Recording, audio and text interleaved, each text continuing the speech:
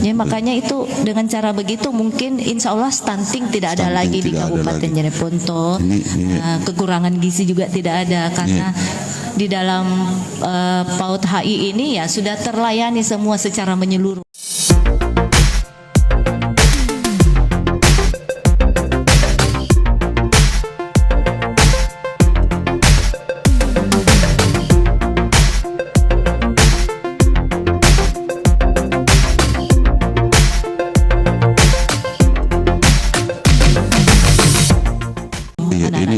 Ada Rustam Suwarna Mbak. Apa kabar Nak Rustam? Apa inovasi Bunda PAUD untuk meminimalisir kasus stunting di Jeneponto? Ya, upaya sudah banyak kita lakukan. Yang pertama itu kita bentuk kemarin Pak Bupati melantik duta stunting.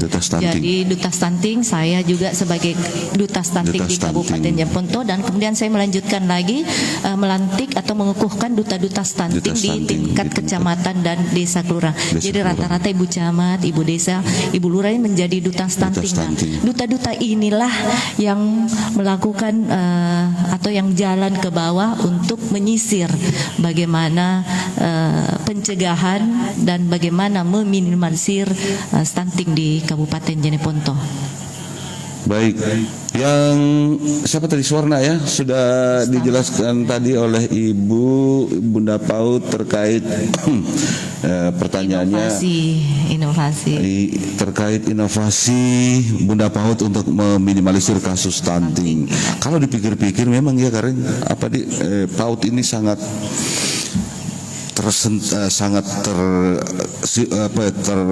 tersambung langsung istilahnya dengan stunting ini. Adalah bagian dari tanggung jawab sebenarnya, meskipun tidak ada dalam program kerja karena tidak ada itu, tapi memang miris juga sih rasanya, apalagi ibu yang dikenal ini adalah pegiat untuk mencegah stunting di Jeneponto. Kebetulan beliau juga adalah Bunda PAUD, sangat sekali terkait sekali dengan sebagai Bunda PAUD. Yang ingin telepon boleh kembali di 0853 999 0644 dan masih tetap live di fanpage Facebook kita, kemudian Instagram kita, di channel YouTube, dan Pak Burita Denasarah channel YouTube. Ada 4 platform yang kita gunakan hari ini untuk live streaming bersama Bunda PAUD Hajah Hamsia Iksan SE yang benar-benar luar biasa memperlihatkan perhatian dan kesungguhan dalam hal PAUD dan stunting ini. Ada 29 orang yang nonton hari ini. Kita ingin menyapanya ya, silakan boleh. Pak Irwan Abdullah juga sedang nonton. Kemudian ada Anto Moreno, Hasanuddin M, dan teman-teman lainnya yang masih menonton kita. Boleh. Alhamdulillah, terima kasih. Tadi terkait pertanyaan Fitri di Jalan Lingkar Karang, saya mau ulang lagi. Anaknya umur 2 tahun. Iya. Itu anak-anak di PAUD ini kadang sampai berapa tahun sebenarnya? Berapa lama begitu? Itu sampai 2-3 tahun saja. 1 tahun saja maksudnya, jadi 1 tahun begitu? Iya, bisa 1 tahun, tergantung bagaimana tingkat perkembangan kecerdasan anak itu sendiri. Kalau sudah cerdas? Tapi tetap tidak bisa masuk SD kalau tidak sampai. Ya sekarang aturan SD itu masuk 7 tahun. Bukan 6 sampai 12 lagi kan? Bukan, harus berumur 7 tahun baru bisa masuk SD. Karena pengalaman yang kemarin-kemarin, anak yang tidak pernah menginjakkan di TK maupun PAUD lantas masuk di SD beda. Setengah mati ibu gurunya ini mengajar di SD, tidak ada pondasinya, tidak ada pondasi. Jadi makanya untuk mengaktifkan, memotivasi ini PAUD-PAUD yang ada di wilayah desa kelurahan, ya kita melakukan inovasi seperti itu, menyampaikan kepada SD jangan menerima murid kalau tidak tamat PAUD, tidak tamat PAUD dulu, tidak ada sertifikat bahwa mereka sudah selesai di menjalani pendidikan di PAUD. Iya, hari ini juga kan Hari Pers sekarang. Oh iya. Apa harapan Bunda PAUD di Hari Pers Nasional ini apa kan? Ya, harapan saya Mari kita bersinergi, tetap bersinergi dengan para insan pers, baik itu sebagai pemerintah, masyarakat maupun lembaga-lembaga yang ada, karena mari kita jadikan pers itu sebagai teman kita untuk mendapatkan informasi-informasi yang bermanfaat. Bunda Paut ini dikenal dekat loh dengan insan pers. Oh, alhamdulillah. Ada, terus terang semua saya merasa dekat, siapapun, apalagi insan pers itu. Saya pikir kalau insan pers itu memang tidak bisa kita abaikan karena salah satu bentuk pendidikan juga. Betul. Itu ya, kalau kita insan pers memberikan suatu berita ya, alhamdulillah saya lihat selama ini positif semua. Dan itu harapan saya, semoga semuanya berita-beritanya yang positif dan bisa mengedukasi masyarakat. Betul, luar biasa.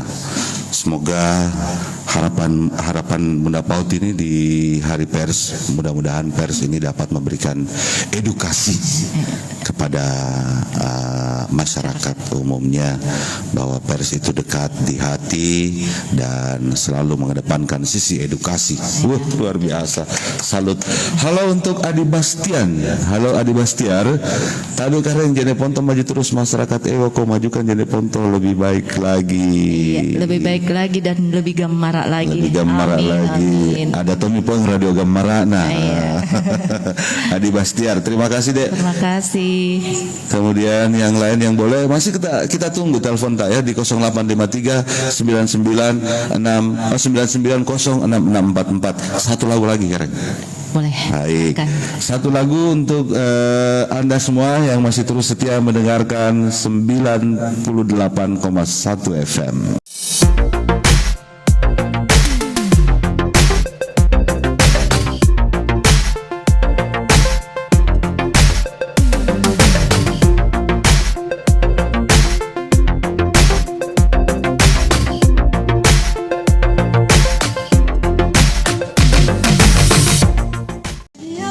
Baik, 98,1 FM balik lagi bersama kita di Talk Show Gembira untuk hari ini. Masih menghadirkan Bunda Paut, Ibu Haji Hamsiah Iksan SE yang hadir di studio. Sesi pertama, sesi kedua sudah kita lalui dan kita masih masuk di sesi ketiga hari ini dan masih tetap menunggu telepon Anda di 0853 999 0664. Sekali lagi di 0853 999 0664. Masih live on Facebook fanpage. Ada dua yang masuk ini. Karen. Dari Muhammad Dani, sebaiknya sekolah patut dicanangkan di pemukiman padat, terutama di BTN yang ada di wilayah Kabupaten Kota Jeneponto. Itu gimana itu Karen? Iya, betul juga, karena untuk mendirikan satu PAUD itu punya indikator tersendiri, persyaratan tersendiri. Tentunya di mana kita hitung dulu APK-nya, bagaimana layak tidak didirikan PAUD. Kalau memang banyak anak-anak calon-calon yang masuk PAUD itu, ya kenapa tidak kita dirikan.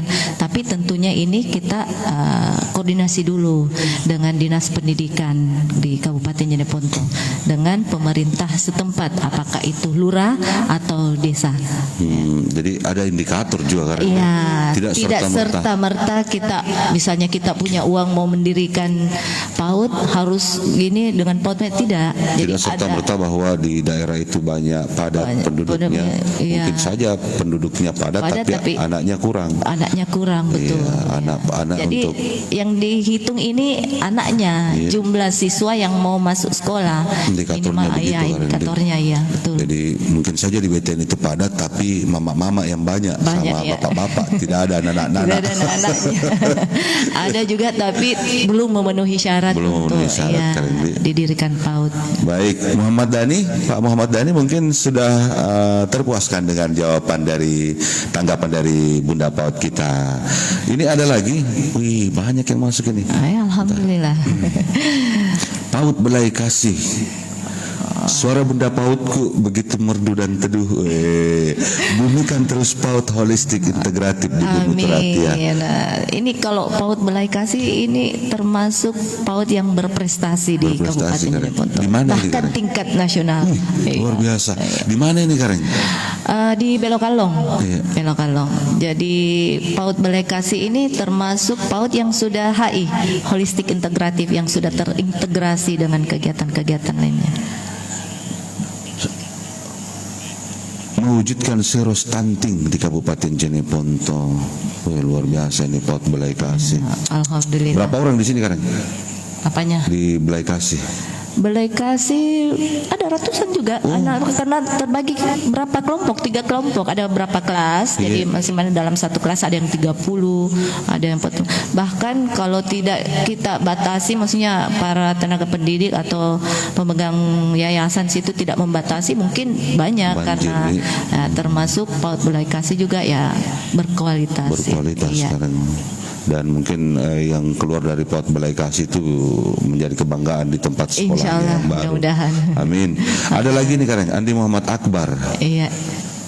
Mungkin harus diadakan observasi atau pelatihan khusus untuk tenaga pengajar di PAUD, karena mereka lah yang berperan penting dalam pembentukan karakter anak usia dini selain orang tua masing-masing. Apakah ada itu Karen, pelatihan khusus? Betul, bukan mungkin lagi, tapi memang harus ada. Karena untuk menciptakan anak yang cerdas, kreatif, tentu sangat ditentukan bagaimana tenaga pendidiknya. Ya, jadi tenaga pendidik dulu atau guru dulu yang harus cerdas. Yang harus punya kompetensi.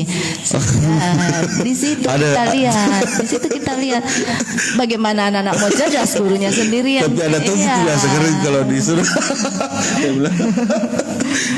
Suruh acara di guruna. Dan itu sudah menjadi program tahunan, baik itu di Dinas Pendidikan yang kerjasama dengan Bunda PAUD. Dan alhamdulillah sekarang untuk meringankan, kan selama ini Bunda PAUD berdiri sendiri. Di tingkat pusat sampai dengan tingkat desa kelurahan, sekarang Bunda PAUD sudah untuk menjalankan programnya dibantu dengan sudah dibentuk Pokja Bunda PAUD namanya. Tapi PKK Karindi ada Pokjanya. Sekarang sudah ada Pokja Bunda PAUD. Jadi Bunda PAUD, saya sebagai Bunda PAUD tidak sendiri lagi. Sudah ada Pokja yang membantu untuk melaksanakan kegiatan di lapangan. Tetapi kita itu baru dibentuk tapi belum dikukuhkan. Insya Allah dalam waktu dekat kita akan kukuhkan di kabupaten untuk Pokjanya ini yang bekerja ke bawah. Baik. Ya, mungkin siapa ya tadi Andi Muhammad Akbar, sebenarnya sudah diadakan observasi atau pelatihan khusus untuk tenaga pengajar PAUD. Tadi disampaikan oleh Bunda PAUD bahwa sebelum muridnya pintar, gurunya harus pintar. Sebelum muridnya cerdas, gurunya harus cerdas. Jadi sisa kita mami nih orang tua, karena biasa ada anggapan didengar, kenapa tidak pernah disuruh belajar anak tak cara demi guruna. Betul.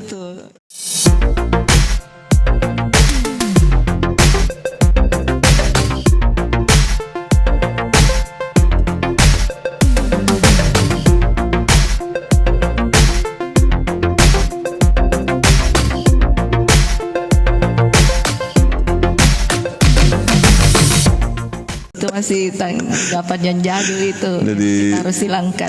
Tanggung jawab orang tua sedang kalau sudah tim pengajar PAUD-nya sudah cerdas, ya orang tua kita mami ini, kita mami dan memang misinya sangat bagus ini Bunda PAUD holistik sudah ada. Kemudian juga bukan hanya